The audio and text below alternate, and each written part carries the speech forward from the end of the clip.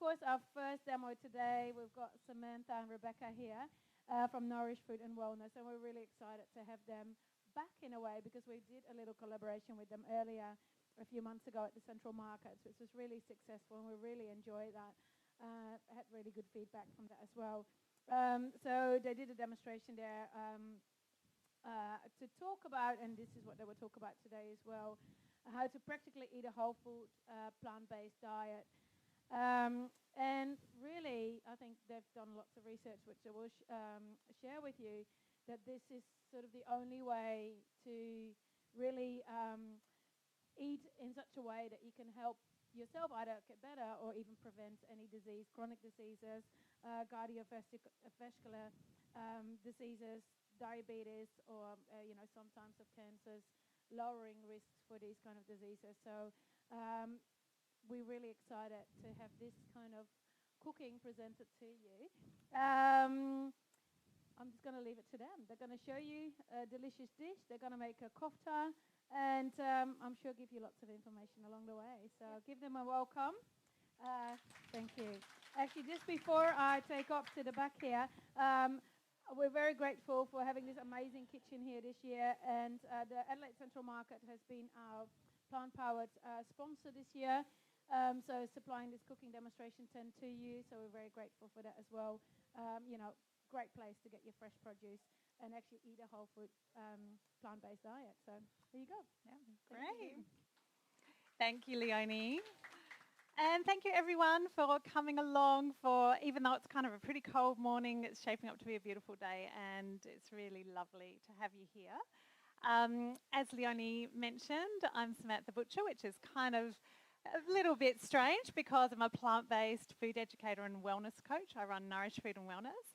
And this is Rebecca Stonor, and Rebecca is a scientist by background, and she is really a shining example of what's possible with a whole food plant-based diet, having reversed MS through this way of eating. So just to get a bit of an idea, can I see who's already eating a plant-based diet? So many of you, that's awesome. And who's feeling a little bit curious about it? Yeah, a few people are curious. Anyone just been dragged along? Yeah, one of you, yeah. Awesome. Thank you for being here. Well, the dish that we're going to be sharing today is something that I wanted to share with you because one of the best ways to encourage other people to eat a whole food plant-based diet is by giving them delicious food to eat. And this dish is the perfect one to take along to events and gatherings and things like that to share with other people, whether they're plant-based or not. So we're making a red lentil and walnut kofta.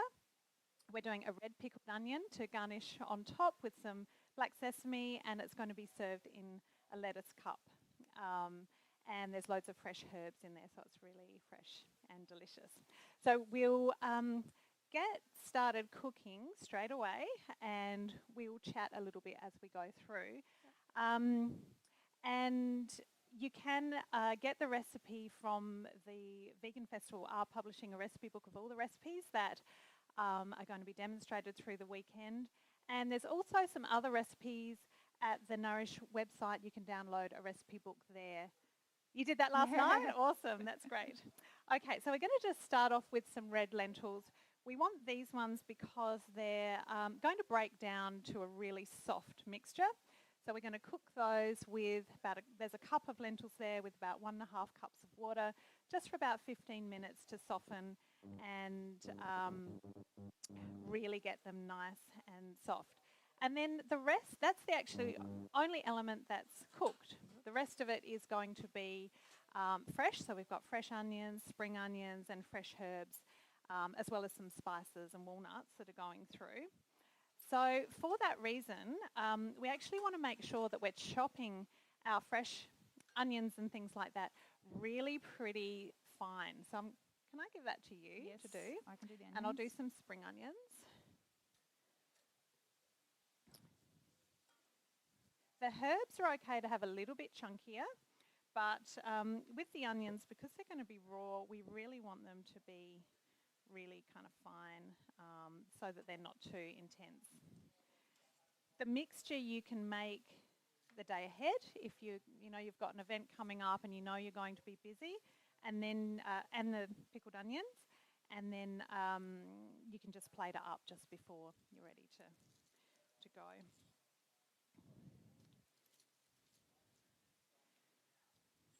Okay.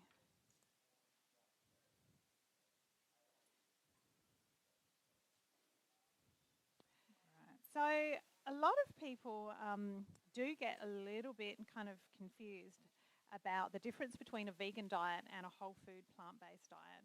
So I think, Rebecca, you're really good at explaining this with your science background. Would you just like to tell everyone, how you kind of see the difference between the two? Yep. So whole food plant-based is generally eating foods as close to their whole food form, so as unprocessed as possible. When foods are processed, they lose a lot of their fibre, a lot of the nutrients. So just trying to eat them as they, sorry, I'm just trying to work out this cooktop. As they come in nature. So you're getting all the vitamins, all the nutrients. We also avoid a lot of processed oils because oils can be really detrimental, which we'll probably go into in a bit of detail. Just eating foods in their whole form. So if instead of olive oil, we'll eat the olives. Instead of walnuts, we'll eat the walnut oil, and we'll eat the walnuts instead. So and that's been shown to be the best diet to help prevent and reverse disease. So it really is, and it does take a little bit for people to get used to that idea about the unrefined foods, because, say, for example, we eat rice, but we'll use white rice. We'll use brown rice, not white rice, because with white rice, you've taken away the hull of the rice, and you're losing so many nutrients, and really importantly, fibre, because fibre is super important for so many different reasons. One of those, apart from just really, like keeping everything moving through your digestive system, is the fact that the bacteria in our gut that's known to be so beneficial for so many different processes actually lives on plant fibre. They can't eat anything else. So if we're not getting enough fibre, we are not feeding the good guys who are going to make us healthy and going to make us happy. And when you consider that, 90% of our serotonin is made in our gut, we really, want to be looking after those guys as much as we can. And it's been shown to reduce inflammation, hasn't it? And inflammation seems to be one of the precursors to a lot of chronic disease. The standard diet that most people eat, meat, dairy, a lot of processed foods, just leads to inflammation. So over years and years of eating like that, you end up with a diagnosis of chronic illness. So that's right, and you might not know that the storm is quietly brewing. You might think that you're fine, you might think that you're kind of healthy, but inside the body can tell a very different story. I mean, often it might be showing itself in excess weight. I think excess weight is really normalised because it's so prevalent. So many people are carrying excess weight, but that is usually linked with inflammation, and it's a sign that the balance isn't there where it should be. So eating lots of plant foods and keeping them in their whole form as much as possible is super important. So I'm going to just start on the mint now. We've got the spring onions chopped. Yeah, we'll put all those in there.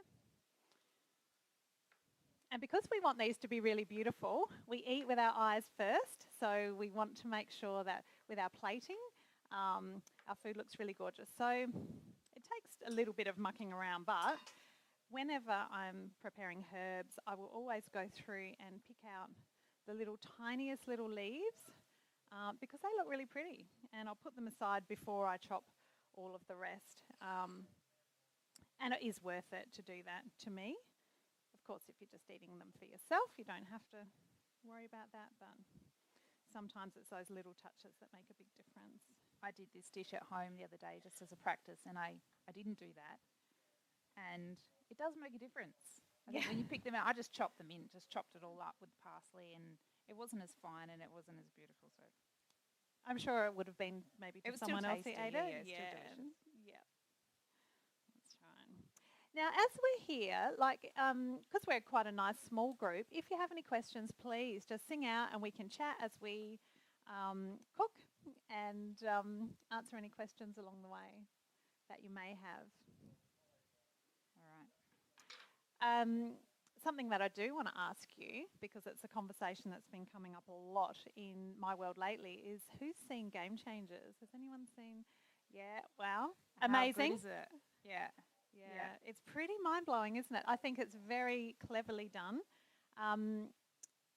And for those of you who've seen it, has it made you kind of feel more motivated about making changes?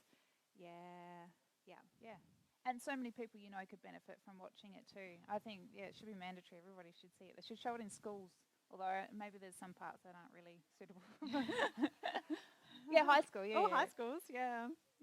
Now, do you want me to pick these for a garnish or just... I think we'll just go with the little mint leaves because they're Okay. going to sit up really nicely, whereas the parsley will just... And the whole bunch? Chop that. Yeah. I'm Sam's assistant, by the way. She tells me what to do. I do the dishes, and I get to eat food at the end, so I'm pretty happy. Pretty happy with that. Yeah, so we do, with Nourish Food Wellness, we do plant-based cooking classes up at the Chiron Healing Centre in Stirling, and they are super fun.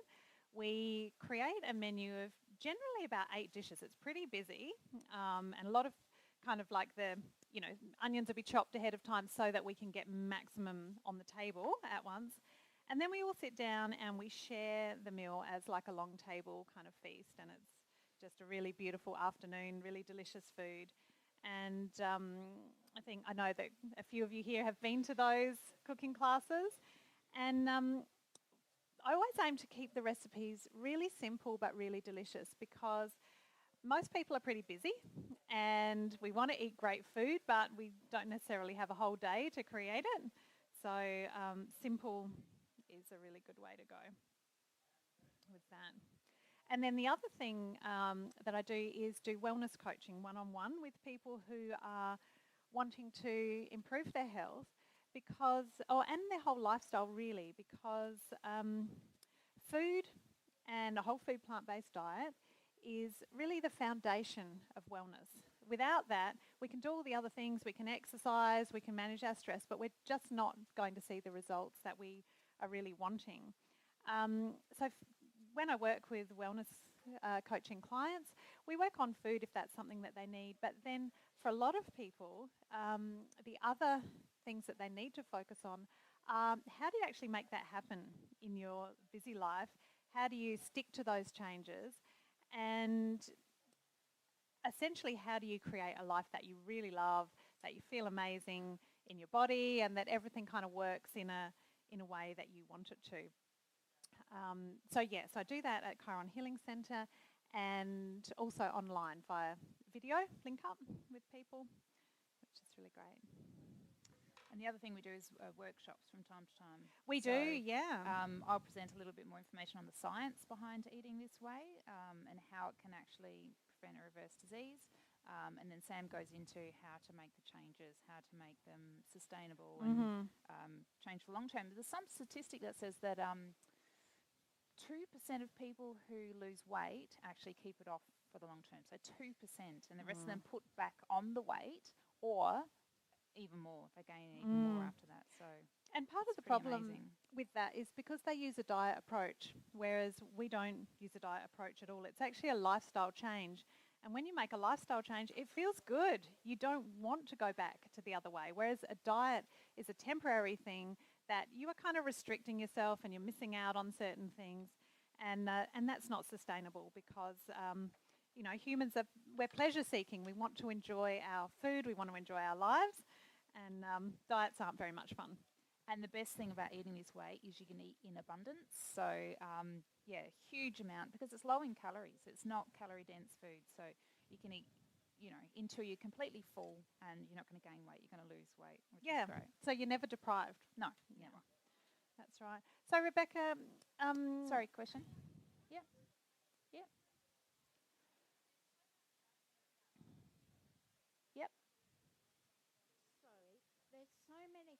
So much information about fat at the moment, even in the vegan community. Some people are saying avoid all fat. And so what is the best way? So I would say if you had a chronic illness like heart disease, for example, you avoid all fat. There's a lot of research to say that you avoid it. I mean, there's fat in things like kale. There's a little bit in brown rice. You don't actually need to consume it for your health. And so if you're trying to reverse that sort of illness, definitely avoiding nuts, avocados, all oils. Maybe not for the rest of your life, but definitely until you've got it under control. But the rest of the community, I would say, avoiding processed oils for sure. They've been shown to increase inflammation in our bodies.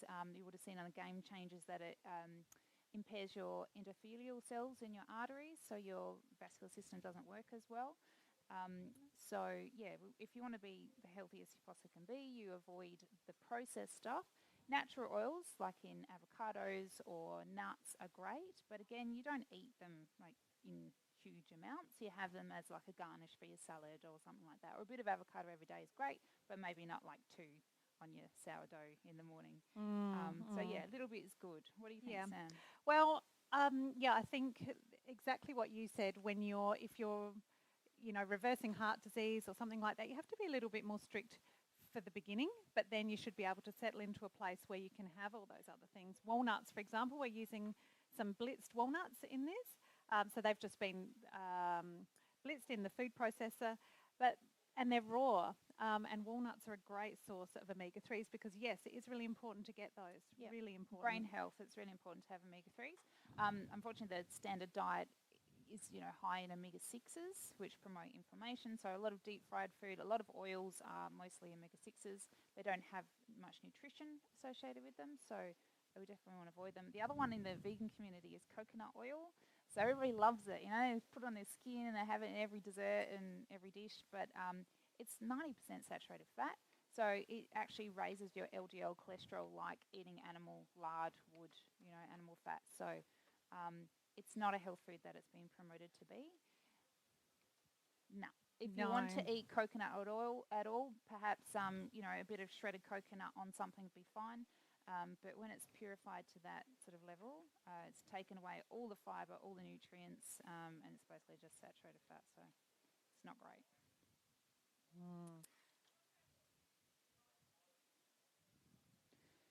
Look, if it was occasionally, it'd probably be fine. Yeah. It was okay to use a light coconut milk in a curry. Light coconut milk, yeah. Probably occasionally would be fine. I avoid it completely because MS has been shown to be related to saturated fat intake, so I just avoid it.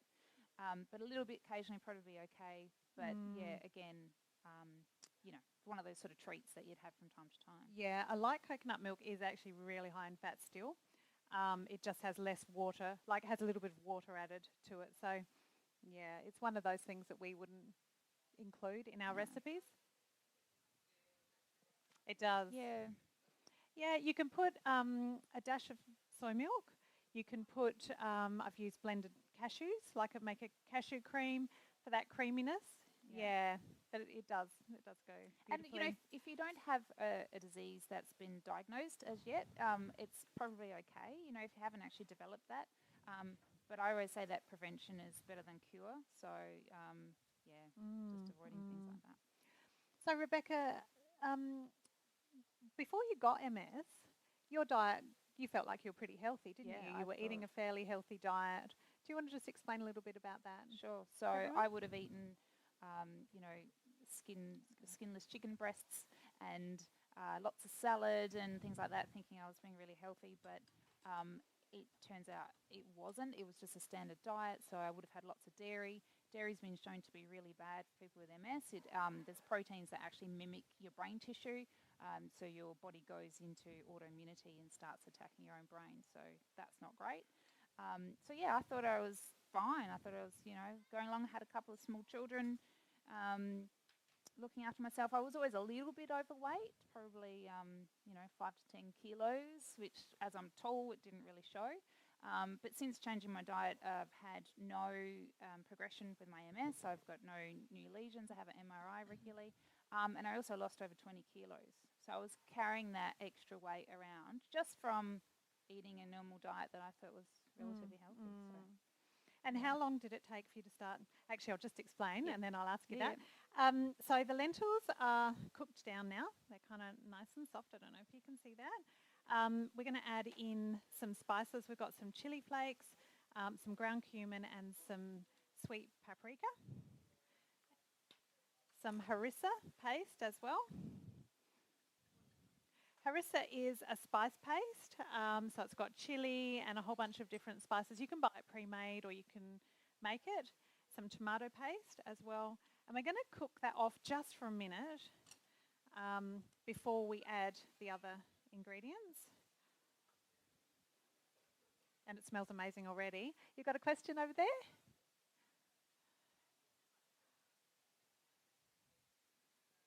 Oh, if you just wait, we've just got the mic. That's right. So if you like find a coconut on the beach, would Yeah. that still have like saturated fats in it? Yeah, sure. But if you can open that coconut and you can scrape everything out and you've got to press it to get the oil out, it's actually a really lengthy and hard process, physically hard. So you would have burnt up like most of the calories that it would take to get that out. So yeah, sure, go for it if you want to. I've tried and it's really hard. But going to the shop and buying a jar of coconut oil is probably like 20 coconuts worth of fat or something. It's much different to the natural form. And, that's got nutrients in it if you want to eat coconut. And lots of fibre. You're getting lots of fibre if you're eating like fresh coconut like that. So yeah, it's okay. Definitely still got fat, but harder to get out. Right, I'm going to put this, swap over this side.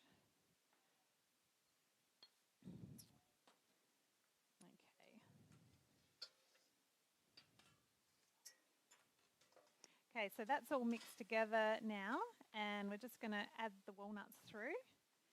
And we're not going to cook the walnuts, we're going to keep them raw, we're going to keep those omega-3s really beautiful and fresh because they are heat sensitive. Sometimes you want to cook your walnuts, but having them raw is delicious and also really, really full of nutrients. I'm just going to lean across you, sorry. Sure.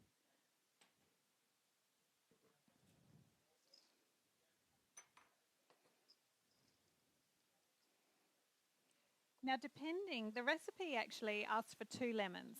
So depending on how juicy your lemons are, juicy. you may want to adjust your mixture. So I don't even know if I'll put, because they're huge and juicy, so I might not put it all in. Yep. We'll see how it goes, because what we're wanting is a mixture that we're going to be able to shape with a spoon. Like we want to get a really nice smooth shape with it. And let that cool down a little bit because we don't want to wilt our herbs when they go in. So just move it apart to get a little bit of air in there. And we will start our onions, our pickled onions, which are going to be really bright and colourful. I'm on onion duty today. Yeah. Questions are good. They promote conversation. Oh, where's the mic?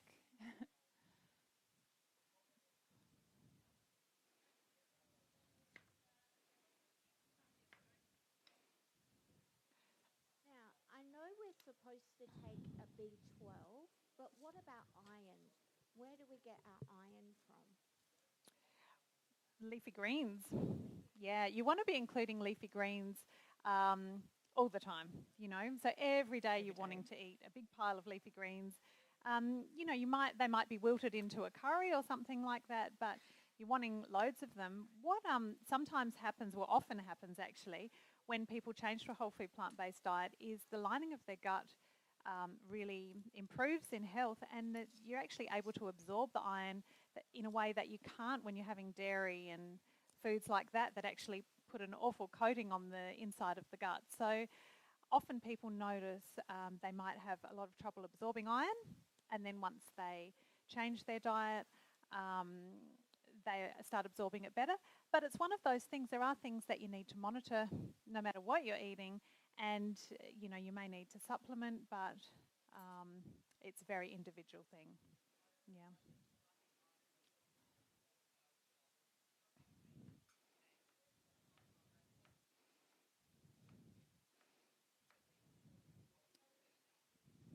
Sorry.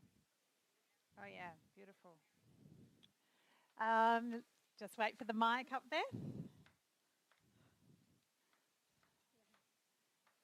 What's your thoughts in regards to the leafy greens and absorbing the iron, about the need to put lemon juice or apple cider vinegar on them to help absorption? I mean, you read some things about it and others say you don't need to bother. It's confusing sometimes. Yeah, it is confusing. And I think that, yes, it's true that it does enhance absorption, but we want to eat a diet that's really delicious. So often you might add a squeeze of lemon when you're sauteing a whole lot of greens, and that tastes amazing. So that's good, it works. But, you don't have to feel like you have to do it every time. You're still going to absorb nutrients whether the lemon juice is there or not. But it does just happen that they tend to taste quite good together. So if it works, that's a good thing. The other thing about iron too is that you shouldn't have it with caffeine. So in the morning, if you're having a breakfast that you think's got some sort of source of iron in it because you want to boost your iron, don't have your coffee until maybe an hour or so later. Good point. That's definitely something that prevents even teas like green tea and stuff.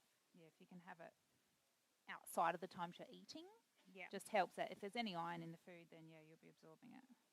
Now, just to explain to you, we're starting our red pickled onion. I'm peeling a beetroot. The beetroot is really just for the colour. And we're going to make a brine, I guess, with some beetroot. We've got some spices. What have we got in the spice jar there? So there's a bay leaf, cinnamon stick. There are a few other spices, cumin, juniper berries, black pepper, and cloves. Yep, and cloves. And apple cider vinegar and salt. And we do use a little bit of salt, even though we try and keep salt at a minimum with a whole food plant-based diet. This brine does have quite a bit of salt in it, but we're tipping it away. So it's just a little bit. It's going to absorb into the onions. I'll pop all those in there, and then half a cup of apple cider vinegar.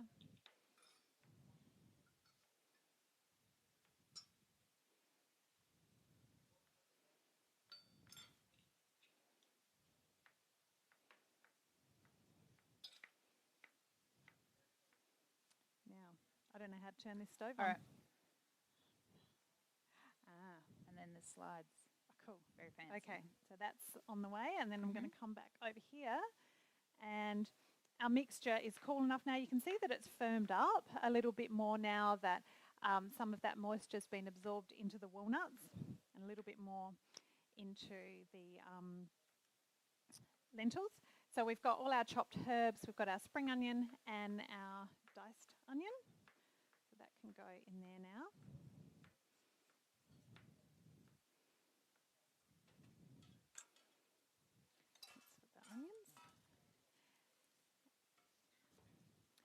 And I'm just going to put half of that lemon juice, or most of, to start with.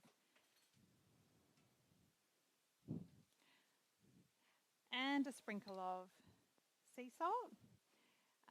You want to adjust it at the end. So rather than adding too much in the beginning, just taste it, see where it's at, and add it to taste. There's your onion, Sam, and I didn't even cry. Well done. How's that? That's awesome. And beautifully chopped, really nice and fine.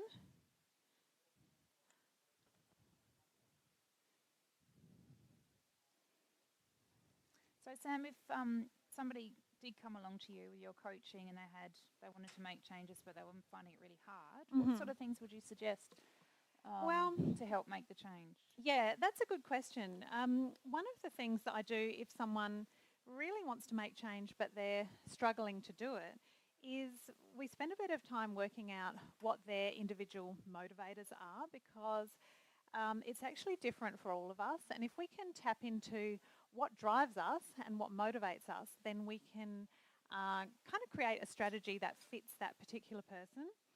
And we also spend a bit of time really creating a vision of the life that they are wanting and what they're trying to achieve in terms of their health and their well-being. And then we start creating a strategy to kind of work towards that with goal setting and that type of thing. And then we check in about challenges that come up along the way. And it's a really amazing process, because what I find is that often people will come in for one thing, it might be the food, and we end up identifying a whole other area of life that is actually the bigger challenge. It might be work stress or something like that. And when you can resolve those issues, all the other stuff gets easier. It's kind of like a bit of a a loop where the positive builds on the positive. And also the reverse is true, that when we're really struggling in some areas, everything kind of gets hard. So it's about turning that around and making everything easier. Yeah, we've just got a question. Got a here. question? Yeah. I've heard that you don't get your amino acids from a plant-based diet. You only get that from meat. So is that true? Is there anything you need to supplement to? No. So in terms of amino acids, people are always saying, where do you get your protein from if you're on a plant-based diet? There are amino acids in everything we eat. So every plant that we eat has all of the amino acids that we need. So, where do the cows get all their protein from? They're only eating grass. They're not even eating a really varied diet. So, it's a real myth, and I think it's perpetuated from the meat and dairy industry that we need to eat these things, when actually we've evolved, with teeth, not like carnivores, but more like herbivores, and we can completely thrive without the meat. For sure. So That's true. And I believe there's one amino acid, I forget the name of it now at this moment, but that our body produces. And when you are continually eating meat and providing it through eating meat, there can be a little lag between when your body starts to produce it again. And so that's why sometimes people say, oh, I felt really tired when I didn't eat meat. But if you just see it through for that small amount of time, your body will just fall back into balance, and you'll create everything that you need. It takes a while for your gut microbiome to change as well. So people will change from a standard diet and they'll get really bad stomach upsets, and they'll say, oh, I couldn't eat like that, the beans made me gassy or whatever. But if you just do it slowly, like over a couple of months, it doesn't take long. Within days, your microbiome starts to change. It's fascinating. So there's a whole lot of area of research going into that. But if you just do it gradually. But The Game Changers is a fantastic, excellent documentary, which goes into so much detail in the science. And I think it was really aimed at men. Do you get that feeling? I think it was, yep. Yeah, and it's not necessarily athletes, but it's that whole thing of, you need to be manly and you need to eat meat. But actually, there's some pretty amazing athletes out there who don't eat any meat or never have. Yeah. And something that I noticed that they didn't really talk about explicitly in Game Changers was the difference between a whole food plant-based diet and a vegan diet. But really, the results that they were showing were with a whole food plant-based diet. If you go onto their website and look at their recipes, great recipes there, by the way, they're whole food plant-based. They're not using the oil, they're using the whole foods. I think maybe they left that out just because it would be a bit much for people who are maybe going from paleo to vegan, to take that whole step. It's a bit of a journey, and but really that's what those athletes were doing to see those results. So how's our brine going? Is that good? Coming along? We got some colour there? Yep. Okay, so we're going to just strain that over our onions. They're going to be nice and squished in this little bowl, but that's okay. There's no other... do you want to use the bigger one? Yeah, I reckon.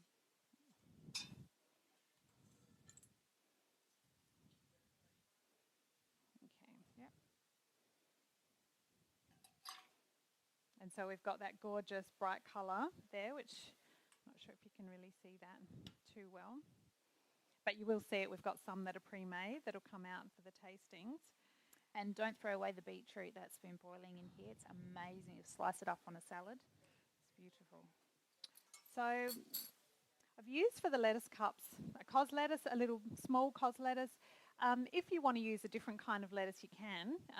Obviously, an iceberg is going to be really big. It doesn't matter. You can cut them into smaller pieces. But if you use one like this to prep, I would just chop the end off. And then we've got our little leaves like this. Sometimes you might find them a little bit damaged down the bottom, so I would just trim them a bit so you've still got kind of a nice little shape. And then we're going to want to make little quenelles. Now, if you think, oh, this is too fiddly, it's a hassle, don't worry about it. You can do just like a spoonful of the mixture, like you would, if you're serving san choy bao or something like that. But this is a kind of a nice way to just make it look a little bit special, I guess. So with 2 dessert spoons, holding them at opposite angles to each other like that. And get two that are the same. It will just help you to shape it more evenly. Just kind of smooth them over using one side and then the other until you have a nice little kind of football shape, I guess. And then that goes into the leaf. I'm just going to get a little bit of this onion that these guys are using because that's finished. So the onion ends up really bright and colourful. A little bit of that goes on top.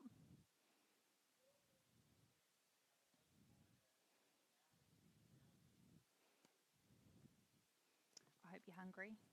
Getting your appetite. And then just a few black sesame seeds. They don't actually add a whole lot of flavour, but they just look really pretty. And that is what we're finishing with.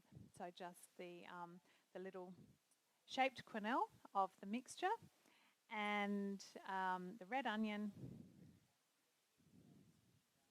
Put it here. Okay. Yeah, I'm going to make a few more while our onion kind of keeps cooking there.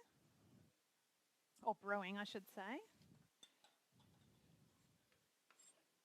There's not a lot of sesame seeds in this, but they're actually one of the best sources of calcium too. So that's another thing that people worry about when they're changing their diet. Women with bone density and stuff, that we won't be getting enough calcium. But yeah, there's plenty in leafy greens and definitely nuts and seeds. And tahini, so yummy. Yeah. Great in sauces and things like that. And you don't have to miss out on anything. You can really add your elements of creaminess with things like tahini and, your blended nuts and things like that. Shall I do a few of these? Yeah. I think I might not have enough spoons, but that's all good. And lettuce cups are just great for anything. We mash up some chickpeas and put a little bit of lemon juice and you pile it in a lettuce cup and it's just incredible. It's amazing how you get excited over green things when you change your diet. Yeah. Before it was like, oh, I've got to eat something green, and now it's just, I crave it if I don't have it every day. Yeah. And prep time and stuff like that. Yeah, it's I know we have rinsed these. Yep. Yeah. Yeah. No.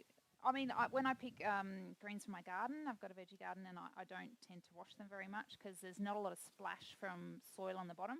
But you don't want to be chewing into one of these and get a grain of sand or something. It's just not very nice. But actually, that's a good question. Have we got a whole one still? No.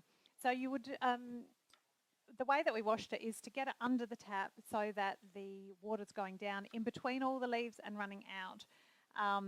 You could take it apart.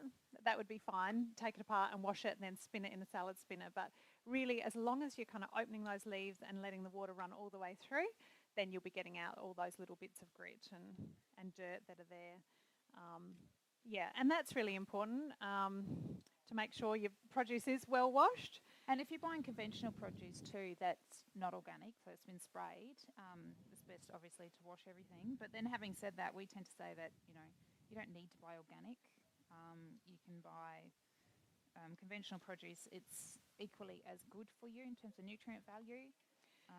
And organic produce can be very expensive. So if the cost is going to mean that you eat less produce, then you're definitely better off buying conventional so that you are getting, maximum fruits and veggies in your diet. That should be the main thing that you're eating. Bringing in your legumes and nuts and seeds in smaller amounts as well is good, but we really want to focus most of our eating on those water-rich fruits and vegetables and leafy greens. And, as Rebecca was saying before, once you change to this way of eating, it's all you want. You don't actually want the other foods. When you have it, maybe you're at dinner with friends or at a family gathering, you eat it to be polite and you actually really don't feel great afterwards. Your body just changes what you're craving. And the really good thing about eating oil-free is the washing up at home. It's fantastic. The kitchen doesn't get greasy. The pots and pans are really nicely easy to clean. I think we've got another question. Yeah. So, girls, what would a normal day's food be for you girls? What would you Yeah, eat? well, What do you eat for breakfast? What do you eat for lunch, and what do you have? Yeah, well, I had for breakfast? I had porridge. So I make a porridge with chia seed, cacao nibs. I had some dates in there, some hemp seeds like hemp hearts, banana, little bit of soy milk. So that was my breakfast. What did you have? Did you have the nice cream? Yes. I don't know how you do it in winter. That's my obsession. I think I was obsessed with ice cream before I changed my diet, and now I'm still obsessed with nice cream. So frozen bananas blended up with different things. So this morning, I don't eat gluten, so I avoid oats and wheat. So I had buckwheat, so just cook it like you would cook any grain. And I had lots of berries, because I try to eat really nutrient-dense food, so lots of dark-coloured things. And yes, a dollop of... Actually, no, it was jackfruit and ice cream, so it was jackfruit and banana because we bought a jackfruit. Oh. And yeah, I tend to sprinkle a little bit of ground flax seeds and some walnuts on top, just for a few omega-3s. Yeah. And then lunch. I mean, lunch I would have, or say yesterday I had a whole bunch of salads that we had left over in the fridge. Leftovers are great because, there is a lot of chopping with this kind of way of eating. The prep does take a little bit longer. So if you're doing the prep, make more, make lots, and then you've kind of like taking care of a couple of meals. What would you generally have for I have usually a big salad every day for lunch. I work with Jane, and everybody laughs at my bowl. I think it's probably bigger than this. It's a serving bowl, but I was finding that I was bringing my lunch in a container to work, and the plates weren't big enough because it would just like go. This is a bit embarrassing. So I have a really big bowl. But yeah, I mean it's all low calorie, nutrient dense food. But I'll have a few things through it, like some sweet potato or something, just to sustain me. But yeah, heaps of veggies, just rainbow food. And I have some balsamic on my desk at work, and I just sprinkle a little bit on. Yeah, huge amount. It's funny, I go to the tea room and, prepare my lunch, and it's huge. And then some other people bring their, little bit of pasta with some meat or something. It's tiny. It's like, how long is that going to sustain they you finish for? off hungry? Yeah. So here we go. There's our lentil and walnut koftas with red pickled onion. So you can imagine if you take that along as a plate to a gathering, people are going to be happy. They're going to want to taste that. And it just looks vibrant and beautiful and tastes really fresh. And I believe we've got some tastings. Oh my gosh, they look amazing. Do you want to start taking some of those out? They look so great. Oh yes.